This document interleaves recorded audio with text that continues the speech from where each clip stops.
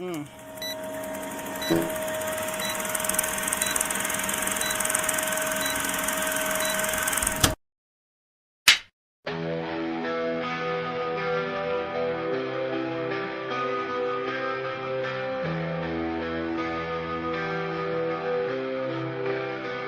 In the city's vibrant, pulsating night, neon lights hum loud, masks conceal the truth, and whispers reveal secrets. Crystal balls spin mysteries, fortune tellers weave cosmic tales, and truth is tangled in electric threads. The masquerade unfolds, colors clash and neon hearts guide us through the crowded glow. Fireworks explode in our minds, hidden codes wait to be found, and every flash reveals what's underneath. Memories haunt us, light bulbs flicker, and shadows linger. The curtain rises, lights ignite the scene, and the stage burns under fiery skies. The show must go on, we'll take the chaos and find our way through every stumble. No mask can hide the fire in our eyes.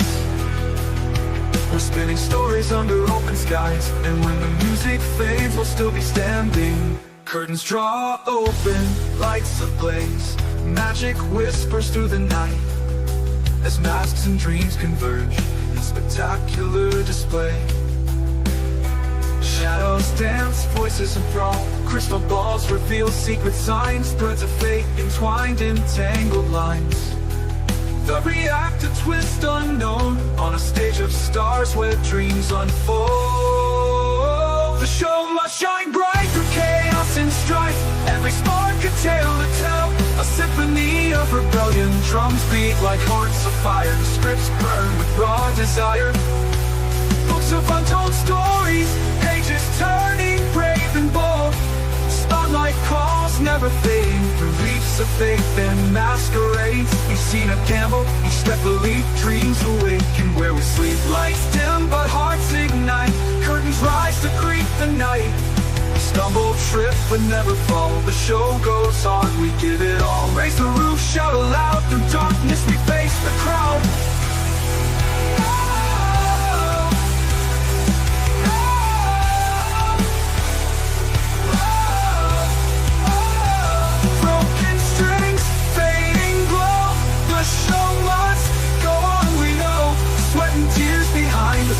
Dreams collide, we paint the stage with every scar. Each misstep makes us who we are. Script is torn, lines blurred, but every voice will still be heard. No rewind, no second take, we build the magic we won't break.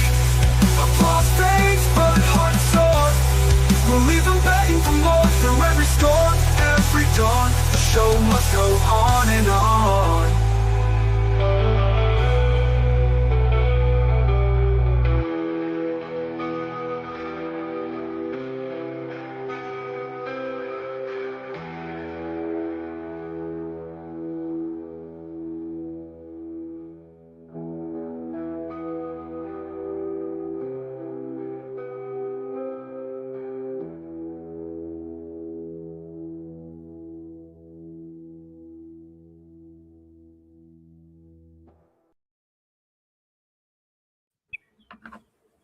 Well, hi everybody.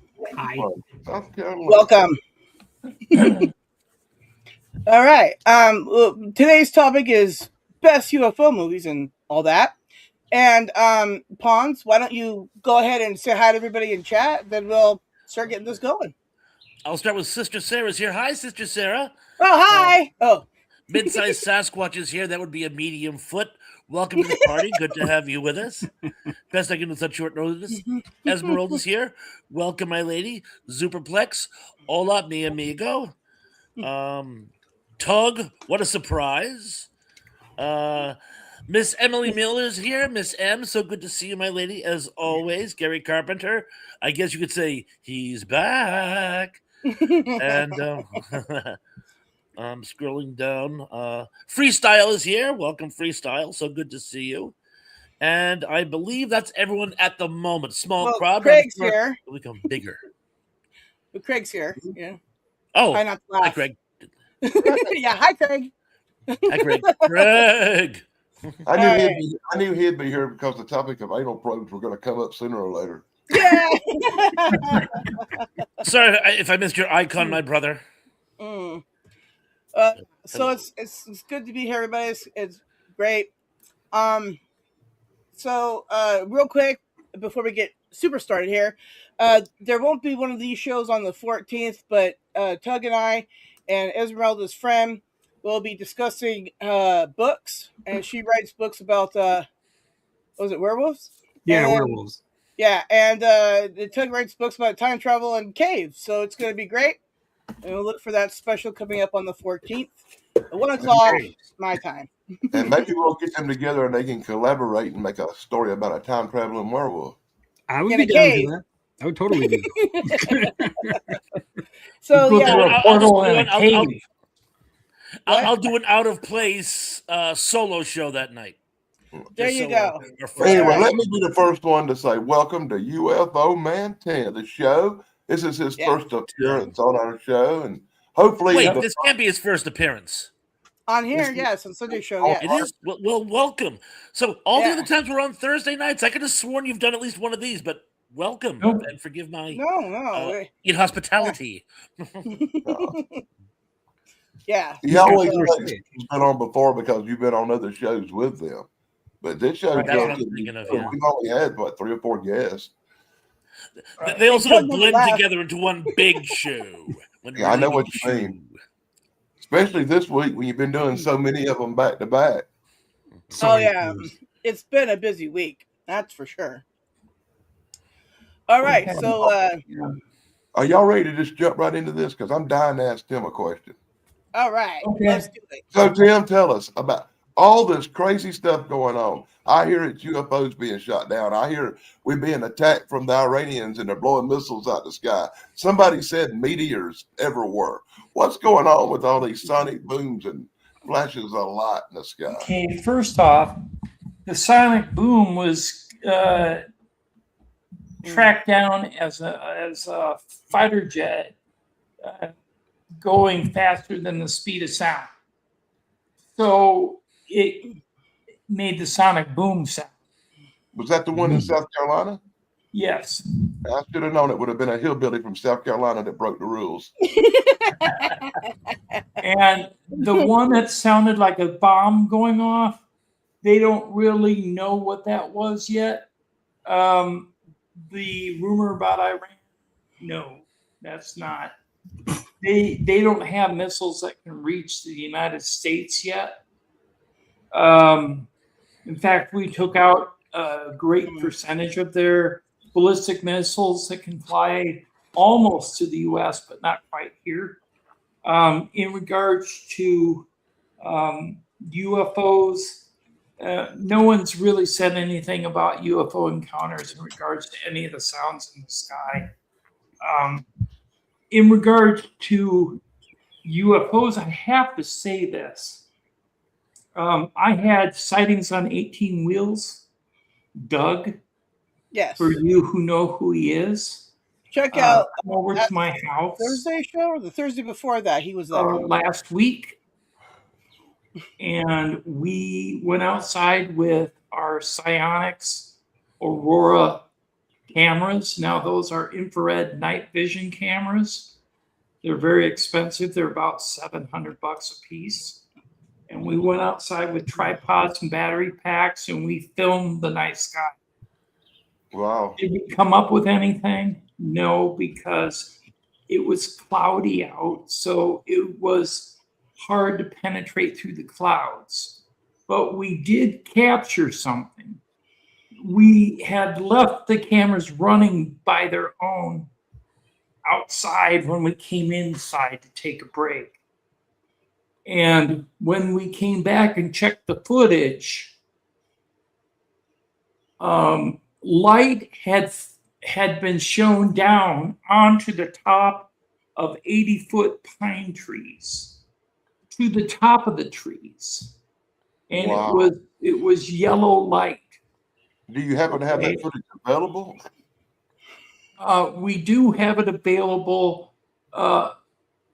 Doug has it available. I can't play it right now, but it flashed 3 separate times. So it was like all 3 trees lit up, and then the light shut off. Then you wait a couple seconds and the light came back on, lit up all 3 trees on the top only, and then shut off, and then came back on, and then shut off. And that was it. Okay. We thought that was it. And we went through the footage even farther down, say for about another hour. And then we saw what looked like the reflection of long, thin, narrow black windows on the tops of the trees that were separated by golden light, like beams. So it was like a window, a beam, a window, a beam, a window, a beam, a window. And it was going over the trees, and then it disappeared. So whatever it was above us, casting its glow down onto the trees, and we don't know what it was because it was in the clouds. But it had to be huge because it covered about 100 yards. Are you going to put this footage up on your channel? Yes, we are going to do that eventually, yes. Well, that channel is UFO Man re-uploaded, right? Reloaded. UFO there was Man a link Reloaded. earlier in the chat. Reloaded. Yeah, Hopefully Starkey somebody dropped all it these links in the chat now. Yeah, Starkey dropped it in my chat. Anybody who's got a wrench over there in PONS, if you would drop it over there, that'd be great. I can't, but normally I do. With the government coming out and clarifying that there are UFOs, right? With all these UFO drops, which I have to say I am questioning right now because I have watched the second batch, which is 50 UFO videos supposedly. And I would say that 90% of them are noise. And what I mean by noise are birds, bats, balloons. They're not UFOs. They're not unidentified. They're identified objects. So why are they releasing them as UFOs? I don't know. I think it's all a matter of noise to confuse people who want the truth. See, we all really struggle to get the truth in the UFO field, but the problem is the government is only releasing garbage footage. They're not giving us the 4K images that they have. I totally agree. The ones they see in the skiffs. The skiffs are the controlled rooms where they don't have any cameras, any vents where people can hear through into the room, where it's completely sealed off. And then they go in there and they see the documents and they see the images and they see the footage. The people that are allowed are cleared by classification to go in there, right? They see this stuff, they come out and they can only tell about certain things, but they're not allowed to tell about the things that people want to know. So right now we're still in the dark. The only thing that I can say is, the only thing I can really say is when they came out today with the report on alien life being real, that's the first time I've heard a government official come out and say that aliens are here. They are real. I'm not talking about just alien bodies. I'm talking about living alien beings here in the United States, working side by side with American citizens who are employed within the special access programs to reverse engineer craft and technology for our country.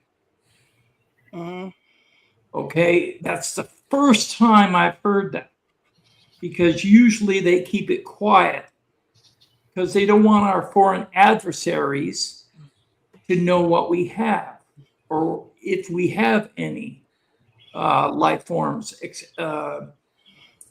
helping us, right?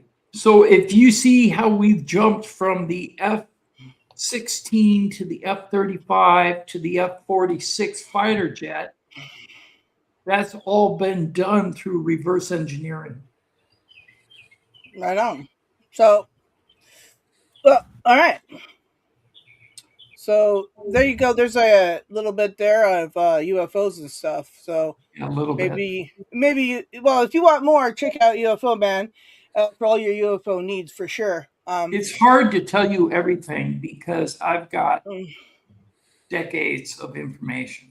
Right, yeah. So they can go find the rest of it on your channel. Snarky did drop the link in my end, like I said. So anybody, please grab it, subscribe to him, and we'll be doing a show soon, talking more about the stuff that's been released. So look forward to that. And so let's. I have to answer one thing though first, Okay. Sarah. Go for it. MYFLŽCK said aliens are in the cabinet, evidently. That's rumor and speculation. No one knows for sure. They think that the Orions that look human, they wear dental implants because their teeth are larger than ours. They wear dental implants to make their teeth look like ours. Their eyes are violet around the center of the eye rather than white. So they have to wear special contacts, make their eyes look right. And they have to dye their hair because their hair is white. And they have to dye their hair to fit in. But the Orions are about our height. Okay, and they speak English and they can talk. Okay, they're also telepathic, but they are allegedly within our government, working with our government to do whatever their agenda is. I don't know, but I've heard they're embedded. I've also heard that the reptilians are embedded within the royal family in England. Yeah, I've heard that too. I don't subscribe to that viewpoint. I kind of believe that one more than I do the Orion one. Well, the Orion one, if all right, I'll tell you who said this. What's his name? I can't think of his name right now, but he was a colonel in the English military. And he came out and said that you could be walking down the street or you could be at a movie theater sitting next to someone and you don't know who that someone is. But that someone could very well be a non-human intelligence from off planet or from a different dimension, and you would have no clue because they look like us, they move like us, they're dressed like us, etc. You know, I will not dispute that. I have heard that before. I heard that from my grandfather 40 years ago. Exactly. He told me, my grandfather told me that he fought aliens in World War II, but you couldn't tell they were aliens because they were wearing German uniforms. They looked just like us. Some the blue eyes, and they were really tall. Those were the Nordics. The Nordics were also known as the Aryan race, Aryan, and they were the ones that the Nazi rulership wanted to make themselves into as the ultimate race, right? Blonde hair, blue eyes, right? But they could not do that. So, see, this is the thing. The Nordics offered the United States the ability to have technological advancement if they would give up nuclear weapons. Is that where they met the president at that Air Force base? Dwight D. Eisenhower, yes, in 1954. If they would give up nuclear weapons, they could have technological advancement. But because of the time, it was only, 8 years after the end of World War II. They were afraid of the Russians. They were afraid of what was going on in the world. And because of the Cold War being in effect, Dwight D. Eisenhower turned it down and said, no, I got to keep a hold of my nuclear weapons.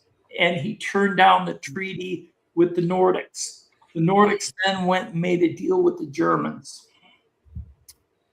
The problem is, we had already brought Germans over in Project Paperclip in 1946. In lieu of them getting charged at The Hague for crimes against humanity during World War II. If they would help us with our advancement in rocket technology, because von Braun came over and we had the V2 rocket. The V2 rocket is the precursor of the Mercury missions and the Apollo rockets that took us to the moon. And NASA is an anagram for the term Nazi. Just so you all know that. Well, I'm not a fan of NASA anyways. So they're just full of lies. It was the Germans that got us to the moon. It wasn't American scientists. It was German scientists. Yeah. And it was all due to looking for alien technology. Yeah, that's 100% true. I know that for a fact. We didn't have an American space program. We had a German space program. Yes, that's exactly correct. Yeah, Gary, go ahead and put your question in caps, okay? Hello out there, anybody who I missed. The chat's going kind of fast, and my buttons are. The Day the Earth Stood Still is a great movie. It is a great movie. Probably everybody I know think it's the best UFO movie ever. Actually, somebody had once told me that was indirectly based on a true story about some alien who had come to Earth and landed in a field and was taken to the White House to meet with the president. I'm trying to think what the guy's name was. Oh, you're thinking of Valiant Thor? Valiant Thor, yeah. Valiant Thor is supposedly from Venus. I don't know if that's true or not. That's kind of like a storyline that's been traveling around the UFO circles for years, but no one really has any definitive chain of data to prove it. Anyway, The Day the Earth Stood Still is based on a short story. Of Valiant Thor had came out in some pulp fiction magazine back in the day. And I'm pretty sure that I'd heard that's where the idea for The Day the Earth Stood Still come from, that pulp fiction magazine. I'm not blaming the Germans, Tim.0011. I'm not. The Germans were extremely intelligent and actually had an advanced program versus the United States at the time. That's what I'm saying. There's your question from Gary there, Tim. Remember a few years ago when the UFO landed in Las Vegas? What's your take? You mean the one in the backyard where the being stood taller than the front end loader in that guy's backyard? I don't know. I didn't see the craft, so I can't say yay or nay on that. But the only thing I found really interesting, the video they showed was of a meteorite, and it wasn't a ship. And then the beings in the backyard, they got a picture of one of the beings with its mouth open, and I got a picture of that. But it's so vague, it's hard to tell. So I can't really say anything about that. Like I said, it was impressive that the police come, and they were even a little skeptical about checking it out because they had reports and had officers witness stuff from the sky falling, Well, officers actually witnessed the meteorite falling. They did not witness the craft. From what I understand, the craft landed in the backyard and left a burn circle. But when they went back there, the ship was gone, but the aliens were still there. They were behind the front end loader in the backyard because they had a road company, a road improvement company. And I saw like a satellite image of the area where they said it happened, right kind of in the middle of a town area. And I was thinking to myself, if the UFO was going to land, would you really land in the backyard of somebody in Las Vegas? Why? And plus, I have a real trouble trusting what anybody from Las Vegas says. I look at it this It was way. bound to come up sooner or later. Right? I have a question about this. This is my question. If they have the technology to cross distances or travel through wormholes or travel interdimensionally, why are they landing at all? Yeah. On Earth? Because we are so backward. We are so barbaric. Why would we be something of interest for something so advanced? Because aliens talking to an anthill.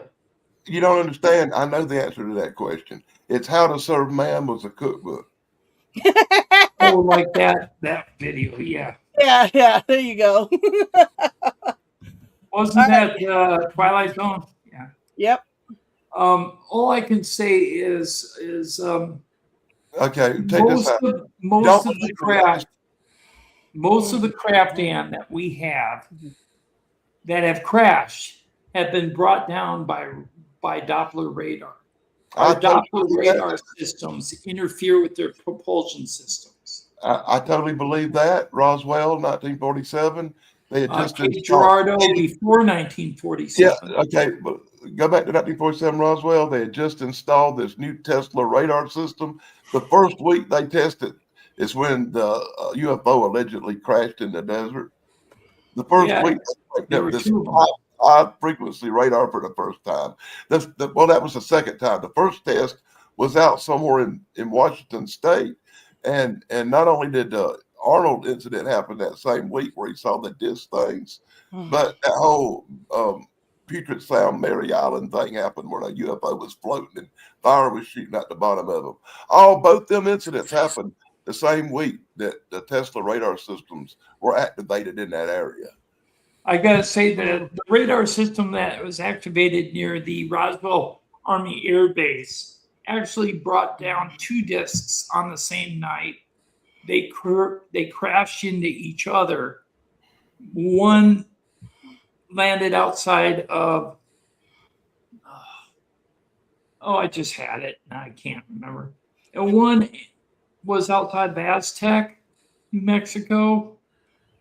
And one was outside of another city, but it wasn't Roswell. Roswell's famous for the crash, but only because they are the ones that handled the crash debris in the hangar 18. And they're the ones that packaged the dead bodies into the crates before they were flown out to Wright-Patterson Air Force Base. That's why they're famous. Well, I think Roswell got famous on kind of the newspaper article that come out in the Roswell Courier where that farmer had took the pieces to the radio station and they put that on the wire. Yeah, Mac Brazel. Yeah. Yeah, he picked up pieces of the craft, but it wasn't anywhere near Roswell. He had to go way, way out on his property, like 50 miles away from Roswell to get the pieces of the craft. Fun fact. And then they were brought back. Fun fact, I'm real good friends with Raymond Brazil, David Raymond and Gracie Brazil. That's the way they pronounce the name. Everybody on TV always says Brazel, but the people I know who are related to him pronounce the name Brazil. And I know quite a few members of that family personally. Cool. That's very cool. And you have a connection to what happened. I actually lived across the street from nephews and nieces of these people. That's cool. Wow. Yeah. Doug, you were saying something about how The Day That Stood Still was based on a short story by who was it? Yes. It was based on a short story by, hold on a second, I just looked it up earlier. You guys have to scroll up. Harry Bates, Farewell to the Master, which the whole point of the short story was that Gort was the master and Klaatu, the human, was actually the servant. I'll be right back, guys. Oh, sure. I never knew that. Honestly, Really? God, that's I honestly, God, I never knew that. That's a big difference.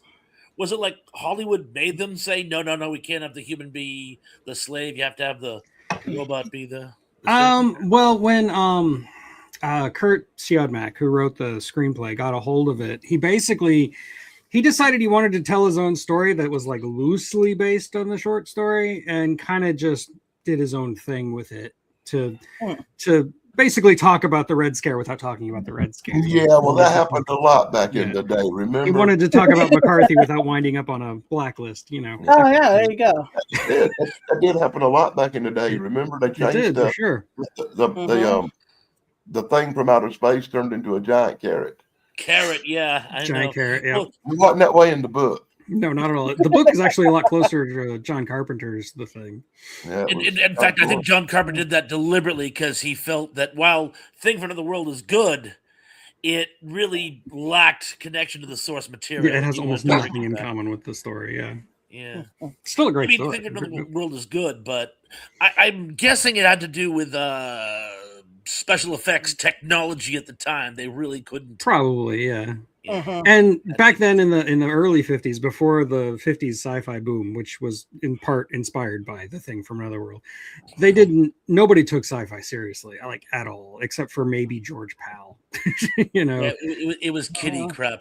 yeah, exactly. So Hollywood basically just said, whatever, make it a romance story, throw in an alien and that's about it, and make an evil Soviet guy.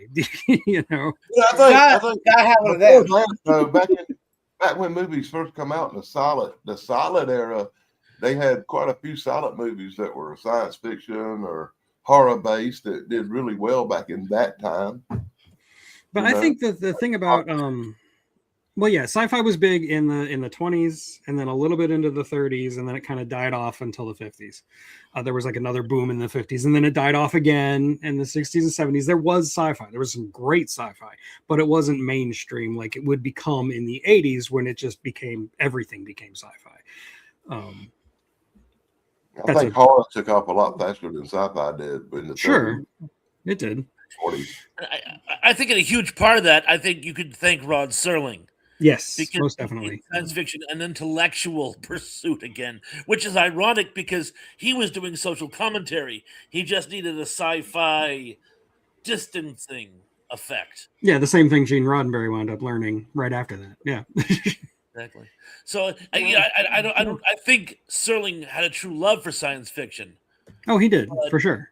But he didn't set out to make a sci-fi TV show when he made The Twilight Zone. That just came about because, yeah, he wanted his social commentary, but he wanted to do it in a form that nobody would mind. Right. He could hide it. Let's say that most science fiction writers are ahead of the curve. Oh, absolutely. They take things that they hate about present day and see what's going to happen if we keep doing them in this futuristic setting. Well, yeah, one of my favorite books as a kid was Fahrenheit 451, right? Love that book. Love that movie, right? And, you know, because me not reading so well, I'm like, books, no thanks, really, right? And then once I watched that, I was like, I see the value of books. That taught me that. I was a little kid and taught me that. Yay. You know? She hasn't read another book since. No, I've been reading. I was lucky when I was Teasing. really young. I loved books, but I didn't really have time to read. So I was really lucky to come into age of having a car right when the cassette decks come into trend.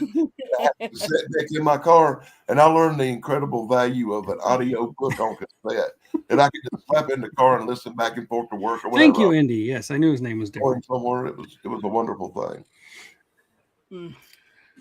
But the other thing about The Thing that I really like, is that it's the first movie I can think of where the UFO actually came long ago. Like they unearthed a UFO that had come to the Earth a long time ago. You don't see that too often in UFO movies. Usually it's just the UFO arrives in the present day.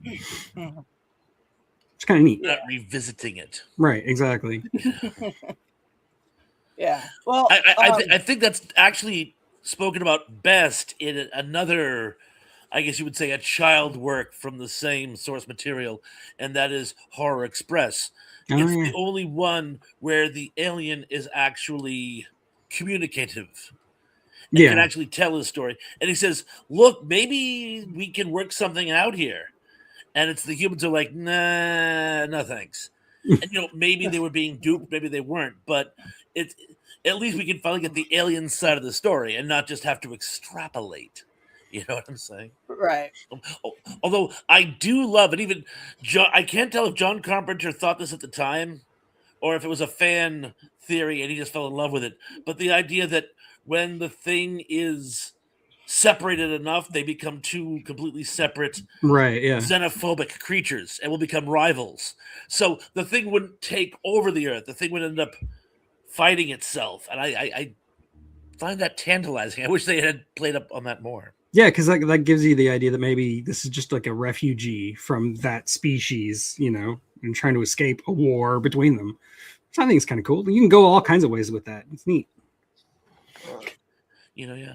And there was a Twilight Zone, and maybe I'm reading a little too much into it, but it kind of reminded me a lot of The Day the Earth Stood Still. It's set in Mexico, and it's a wounded alien who, in many ways, takes on a Christ-like persona.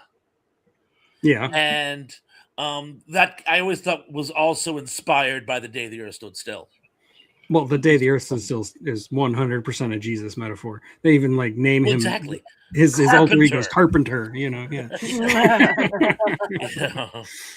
But there's no alien abduction in any of these movies we've spoken about so far.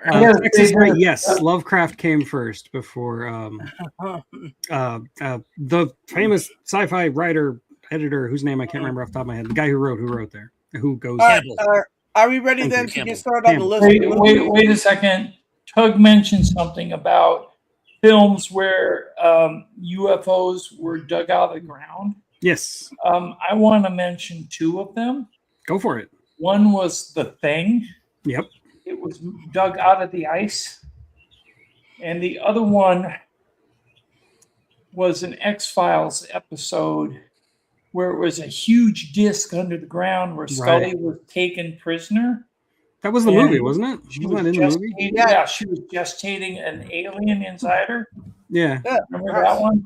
Yeah, and that was huge craft under the ice. That was actually really cool. Yeah. So I had to mention those two. No, those are good ones.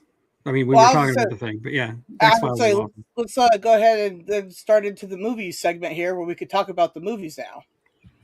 So works for me. Yeah. All right. So who wants to go next? I got a movie for you. Tim's just a UFO expert. He knows more about UFOs than all of us combined, probably.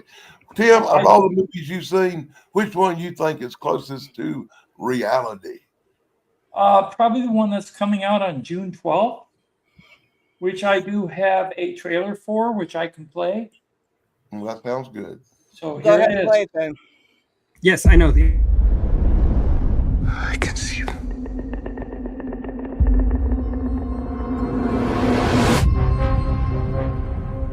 I am much more inclined now than I was when I made Close Encounters to really believe that we're not the only intelligent civilization in the universe.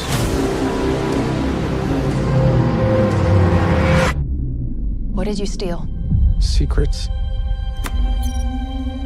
People have a right to know the truth. This is a story about us, all of us, Good morning, Kansas City. up against the most extraordinary event in human history. What's happening to me? I'm frightened. I'm frightened out of my wits. You don't need to be. You have someone else. Daniel Kellner, Who is this? do not go back to the house. They found you. I don't know who you are, but they're gonna kill you. The human race cannot accept what we know.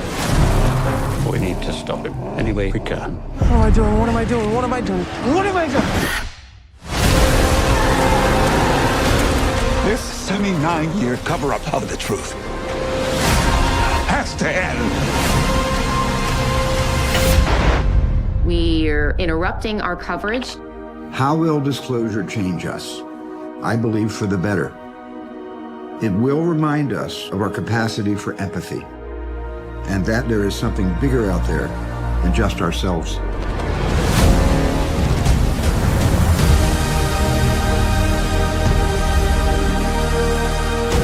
The only way to know your purpose is to go back to where it all began.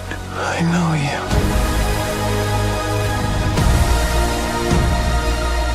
I know you do. What happened to us? I used to say to myself, wouldn't it be wonderful if all of this turned out to be true? I'm now thinking, wouldn't it be wonderful for people to know They're coming. all of this is true?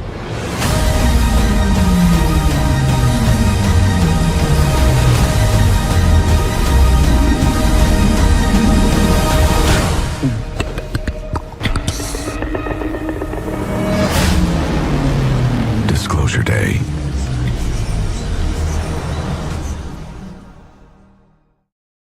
So are That the one. antlers like antennas so we can communicate to the mother? I think it's maybe a metaphor for like No, that's what she deer- remembered happening when she was a kid. She remembered it was a deer, but it was actually an alien, and her brain just like connected those dots. I think Right. I that's get what a deer, and it has antlers like this. Damn. Yeah, they were screen memories put in to block out. exactly, yeah. Oh, I Well, get it. I'm It's looking like forward to smartass. seeing that movie. Look, everybody, there's a movie I want to see. I want to see that movie. Yeah, the big hubbub on the internet is whether or not it's actually a direct sequel to Close Encounters of the Third Kind, which it kind of looks like it. If not direct, it's at least a spiritual sequel for sure. Well, I mean, is there going to be he a Master says- Mountain? Because I kind of need that. It's I going to be want- really, This is want- important. really hard to beat Close Encounters of the Third Kind. It's all Yeah. very difficult. Yeah. I actually watched kind of an a- it's kind of- independent interview of Steven Spielberg, Spielberg. and And he said, he said that he's telling more of the truth than people realize. That he has been given clearance to tell the truth in this film. cool. Yeah. Oh, I there you tried to go. watch an interview. I tried to watch an interview with him, but I swear to God, he went off.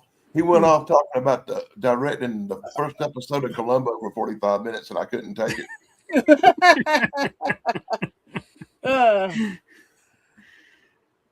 Well, okay, so who's got the next movie?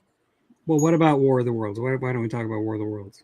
Oh, the original? Because that's good. Yes, I don't want to talk about Spielberg because that was the one Spielberg UFO movie I don't really want to talk about. Yeah. Okay, so the original one, that's good. We like that. Yeah. Continue. I mean, it's a classic. It's an absolute classic, and I'm still terrified by the sound effects of that movie. Now, I remember watching it. I don't know what scared me the worst when I was a kid about War of the Worlds.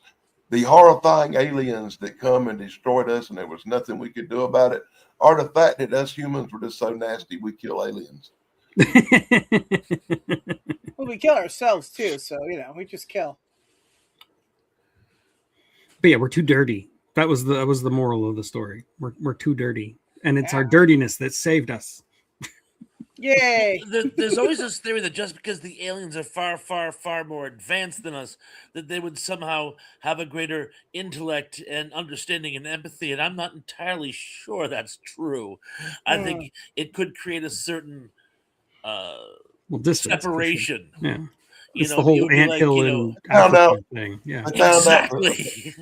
out they come here and they find out Earth's one biggest secret, that the Earth is the only place in the universe where germs that kill you exist.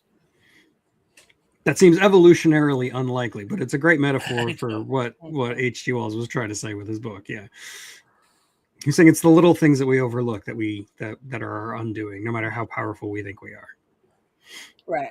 And I find it very ironic that there's a huge religious angle in the George Powell movie, and we've talked about this before, but I don't know if all our constituents know it.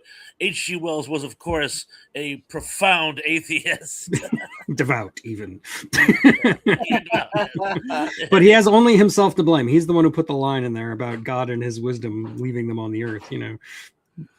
Yeah, and that's in the book. I suppose you're right. I always found it ironic, you know, like was he being tongue in cheek there? Probably, you know? Because even in the original story in the book War of the Worlds, like he does have that scene in the basement with the crazy religious nut who is probably the best part about the Spielberg version is Tim Robbins playing that character, but he's not religious. It's a different kind of character, but he's still crazy. He's kind of a Flaco, but yeah, it's possibly the most interesting part about the whole movie. It certainly isn't Tom Cruise. Yeah. Hey Tim, did you get a chance to interview the guy from Fire in the Sky, didn't you? Travis Walton, yeah. I think I saw you talk to him for a while. Yeah, I actually got to interview him, and believe it or not, I got a picture of him holding a water bottle that says UFO Man on it with my logo. That logo. That's pretty cool. Yeah. And that's the guy from Fire in the Sky. Yep. Well, a lot of people watching might not be familiar with that story. You want to run us through Fire in the Sky? Travis Walton was working with a logging crew in Snowflake, Arizona, to clear some underbrush, and they had gotten done with a busy day, and they were traveling back toward town down a mountain road, a dirt mountain road, and they saw a glow above the trees, and they thought it was a fire. So when they came around a bend, they actually saw what looked like a flying saucer with a really bright reddish, orange, yellowish glow on the bottom, casting down toward the field. Travis, being the type of person he was, jumped out of the truck and wanted to get closer. So he went down into the field while everybody else was yelling at him not to, because they were freaked out. He wasn't. He walked down into the field. He walked under the craft and he was looking up at it. And all of a sudden the light got bright and it shot a beam of light out, hit him in the chest and knocked him backwards. Then the guys in the truck thought he had been killed. So they took off down the road, freaked out in the truck, drove away. The driver of the truck realized that they shouldn't have done that, and they went back to the field to find Travis, and he was gone. His body wasn't there. Search and rescue parties went out looking for him, dogs, helicopters, everything. For 5 days they searched. Everybody were blaming the other loggers that were still alive, still there, as being murderers, that they had killed Travis and buried his body somewhere. They had to take lie detector tests. They did not fail those tests. They passed them all, except for one guy that didn't like Travis, that was kind of the tough biker type. Real quick, that guy did not fail his test. It was inconclusive. Yeah. It was inconclusive, right? And it was inconclusive twice. So then all of a sudden one day, after 5 days, Travis's best friend got a phone call at night, and it was Travis. He was calling from a phone booth out on the highway, and they went to the phone booth where he was, and he was completely naked in the rain. And when they tried to touch him, he flinched because he had been through so much trauma. Wow. according to Travis, he told me that the movie doesn't do him justice because what really happened to him was when the non-human intelligences on board the craft took him on board and they tried to do something to him, he fought back and he was able to free himself from the table that he was on. When he got up, he was looking for anything that he could grab in the room that he was in that he could use to combat, use against the alien beings that were there, that he said were grays. Okay? And the movie portrays them as kind of orangish with small eyes, but they were grays. And he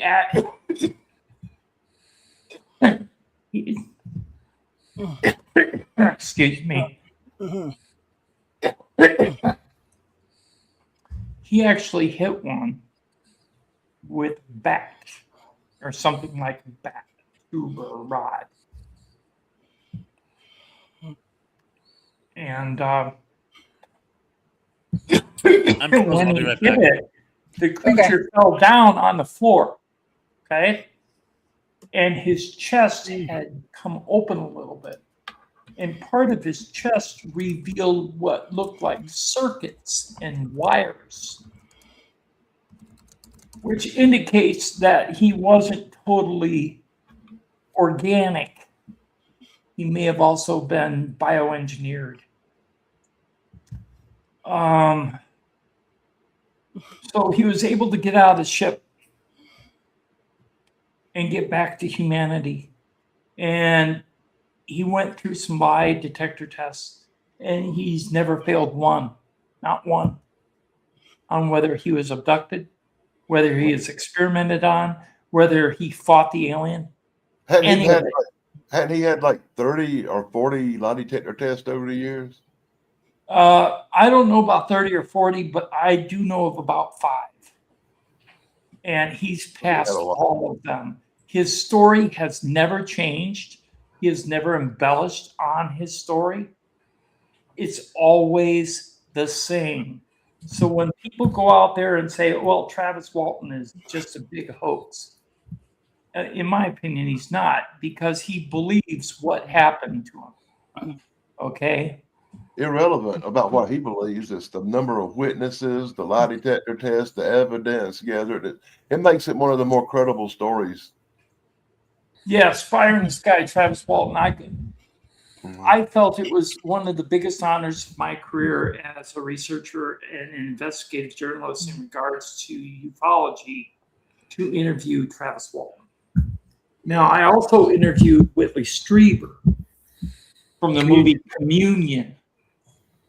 Whitley. And Communion is another great UFO movie. Christopher Walken. Yeah. Really like that. I'm a Dancing Christopher with Walken Aliens. fan. Such a Yeah, good that's a great movie. And you can see I Whitley like Strieber. You can see Whitley play himself in Escape to Witch Mountain with Dwayne The Rock Johnson. I got to say something about the movie, though. He said the movie didn't do him justice either because of creative license. They always changed the movie to fit the narrative that the people want to see, not what the actual case was. But in regards, rephrase that. They always change it to fit what they think the people want to see. They rarely get it right. Right, that's true. I can say this, that Whitley Strieber is the one who made famous the anal probe story. Oh boy. And the reason why he made famous the anal probe story is because when he was abducted, he was anally probed and he brought it out publicly. And he said it was the worst mistake he ever did because he had to live that down for 40 years. Yeah, but that's the one thing. That's the one thing that makes a lot of people believe him. is why would you say that if it wasn't true?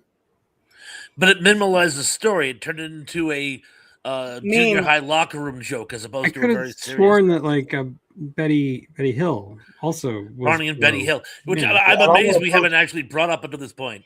Yeah, wait a minute. Before we go Another on, I good want to personally, TV movie. from the bottom of my heart, thank Whitley Strieber for my 40 years of anal jokes I've been able to make. You just proved my point, Dave. Just to let you know, we're going to have Whitley Strieber back on the channel in July, so you can see him there live. Well, I'll probably sit and chat in the comments, should I? Yeah, you can sit and chat and say whatever you want. Well,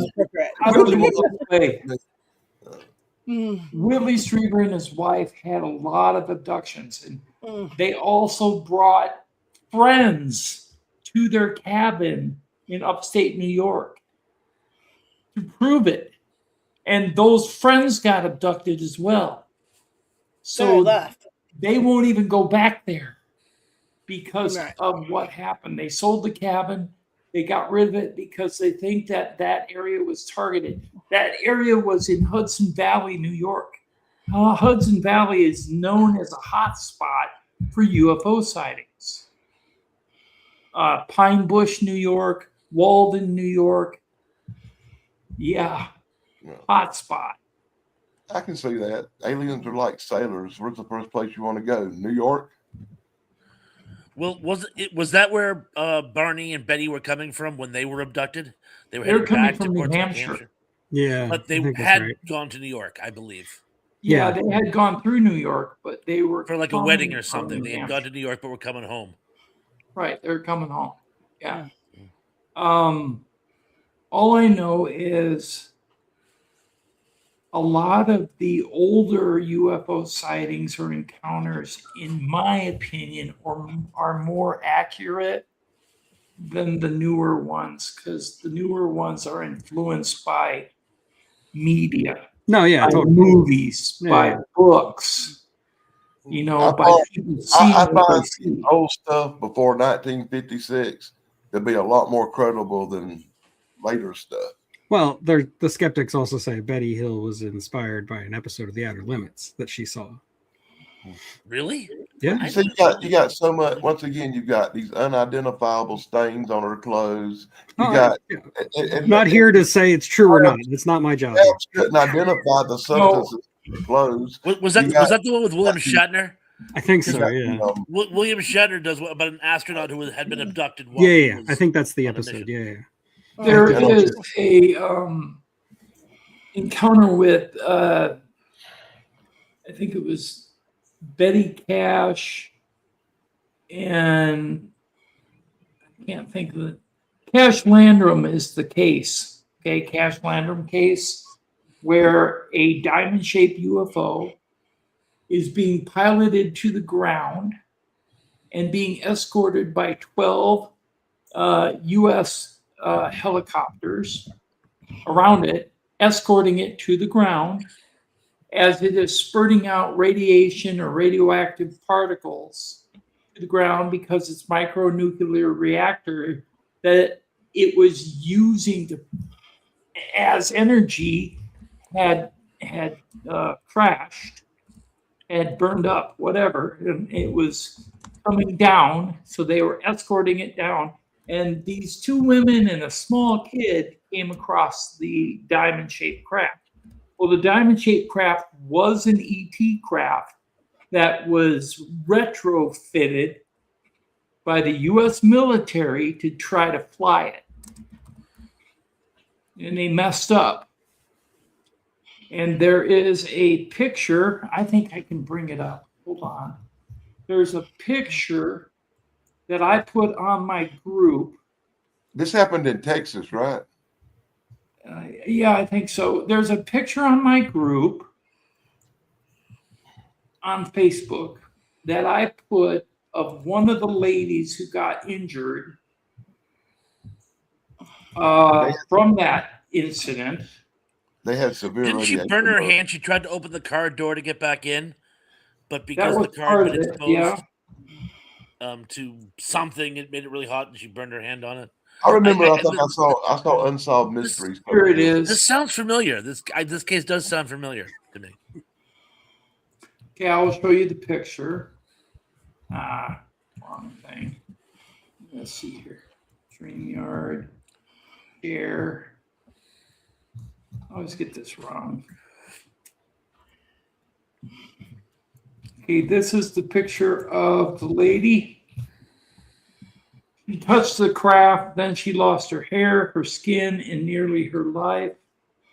Betty Cash died 1998. Her family linked it to the exposure. The government never answered. Betty Cash is on the left, 3 days after the encounter in the middle, 2 weeks later after the encounter on the right. Second-degree burns, face and scalp, hair loss in clumps, lymphocyte count severely depleted, lawsuit filed versus U.S. government, medical records documented. That was from a UFO, a real UFO piloted by American pilots using a micronuclear generator that crashed. I definitely remember this case. I saw a few studies on it, and I saw it on Unsolved Mysteries. Well, that was kind of terrifying, but I just wanted to show that we have been trying to reverse engineer and pilot these vehicles for a long time. And the TR-3B and the TR-6 are examples of reverse engineered vehicles that are in use today. The TR-3B, you think it might be a hoax, but it's not. If you look for its atmospheric exhaust trail, it will look like a rope with a bunch of pearls on it. And I have actually seen that rope go over my house. Wow. That's cool. That's when it's starting up. That's the It's a transmedium craft, meaning it can travel in our atmosphere and in space. That's the one that's triangular shaped with the red ball at the bottom. Yes, red ball in the middle, white lights at each corner. Yes. And it has anti-gravitic disruption drives, so it doesn't have anti-gravitational drives where it defeats gravity. It has disruption drives where it disrupts gravity. Well, we know, I don't know what the vehicle's capable of. I just know that through Freedom of Information Acts, we do know that this vehicle exists. Yes, it does exist, and so does the TR-6. Yeah. The TR-3B we had 8 of them active by 1994, and by 1996 we had the TR-6, which is, well, first of all, the TR-3B is 300 feet long on each side of an equilateral triangle. So you're looking at the size of a football field on each side, right? And the TR-6 is 900 feet long on 2 sides, and then in the back it comes to like a point, like a dart.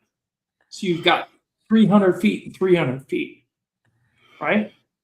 And this craft can go up to, if I'm correct, Mach 12, and the TR-3B can go Mach 7, something like that. Wow. And that's the unclassified speeds. I don't know what the classified speeds are.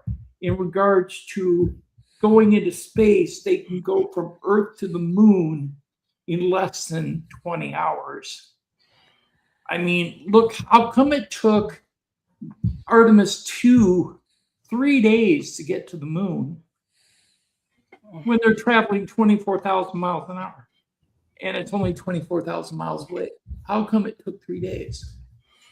Tell me that. I don't math. You're muted. Damn it. Sorry, what?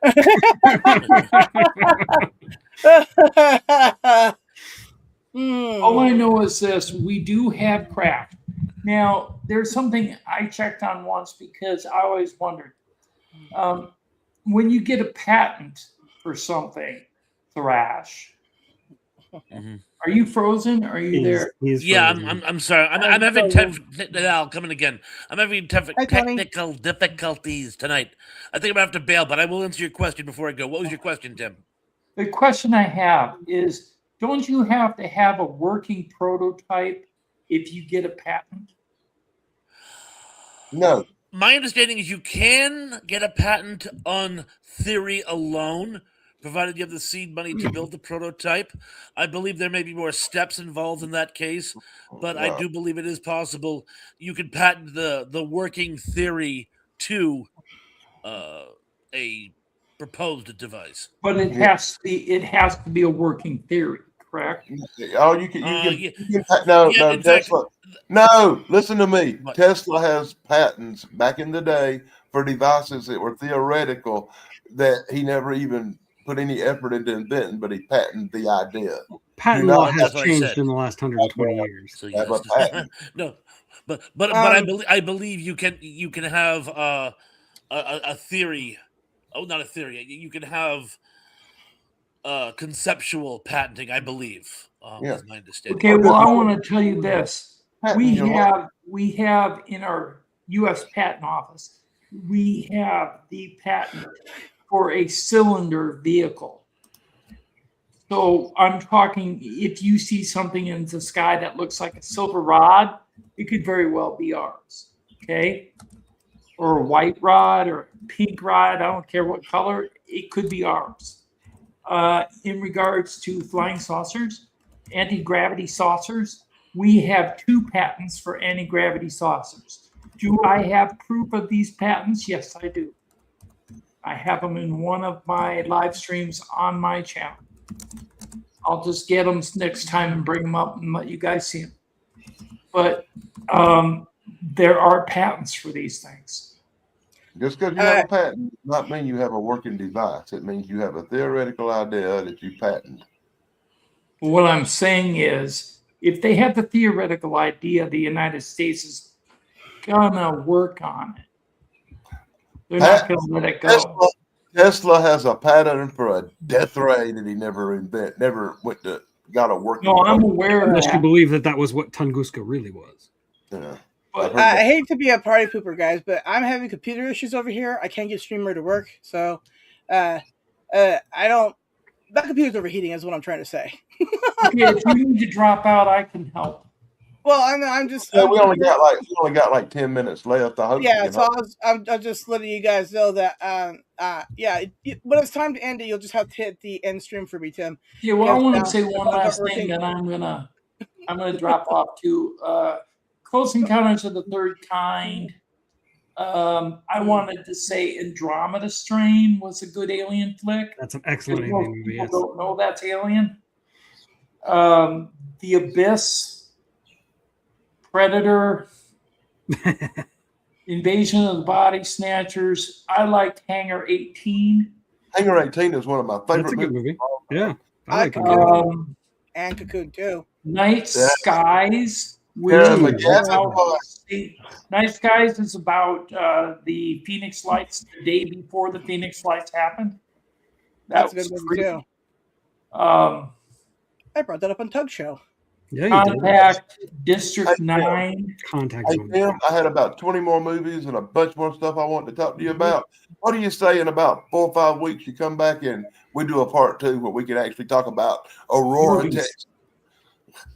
Yeah, I'm sorry I took up the whole show. I'm sorry. No, Dan was egging you on. Yeah, Dan. For. We want your information. All right, so look forward to a part 2 some point after the 14th. Because then we can also talk about Disclosure Day. Sometime in July. Sometime in July. Right. All right. That sounds Okay, fine. cool. Cool. All right, then let's see if I could even Your computer won't do anything? Well, no, the mouse isn't even showing up. This is fun. I'm gonna have to just turn it off after. Well, hi, Thrash. We're leaving. Yeah, we're leaving now, Thrash. Okay. Yeah, I'm having technical difficulties as well, by the way. Well, Yes. so sorry, gang, but Yeah. All right, everybody. we'll see you next time. We'll be live. Are you doing anything Wednesday, Tim? Wednesday. Did you have a show Wednesday? This Wednesday, not yet. No. Okay, well then we'll see everybody for Thursday. It's the Giggle Signal, and there will be aliens. There will be aliens and silliness. We promise. Anyways, we'll be back. We'll be back sometime in July with Tim again, so we can talk about more alien stuff and more movies that we missed. I never did get to talk about movies first. Yeah, I never did. Wow. I never did get your opinion on Aurora, Texas, and that's something I really wanted to talk to you about. I wanted to talk about V and Aurora Tech. Aurora Tech is great. The first UFO crash that ever happened in Aurora, Texas. Oh, Aurora, Texas, the one where it hit the windmill. Yeah. I believe that. So, Tim, can you hit end screen, please? Tim? Happy trails, everybody. Happy trails, everybody. Can you hit end screen, please? We'll be back. Yeah, that's for sure. Maybe okay. We'll leave one day. All right.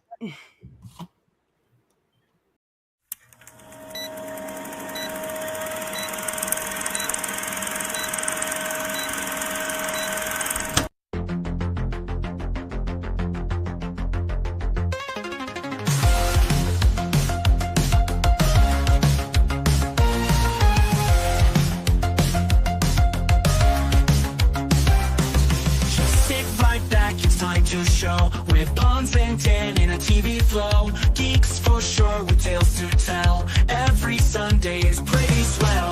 Good times here, you'll want some more. Remember days you can't ignore. Kids and family, friends so dear. Join us now, the crew is here. On the artifact, save the world with Sarah at their side. Oh go, Sunday fun with joy and cheer. Flip side, flip, so revere.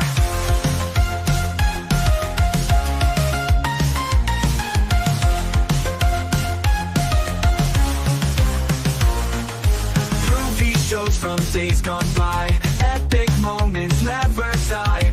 Internet was such a blast, fun with friends, let's make it last. Time to laugh and time to chat, geek out hard and that's a fact. Sarah's here to add the spice, memories that feel so nice. Love the artifact, save the world with Sarah at their side. Oh go, Sunday fun with joy and cheer. Flip side, flip, so revere.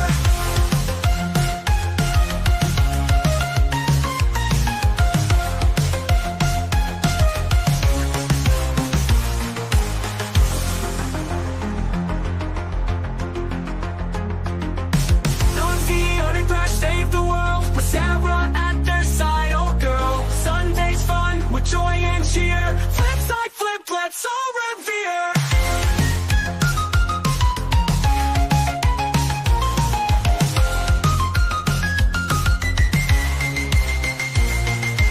Movie shows from days gone by, epic moments never die.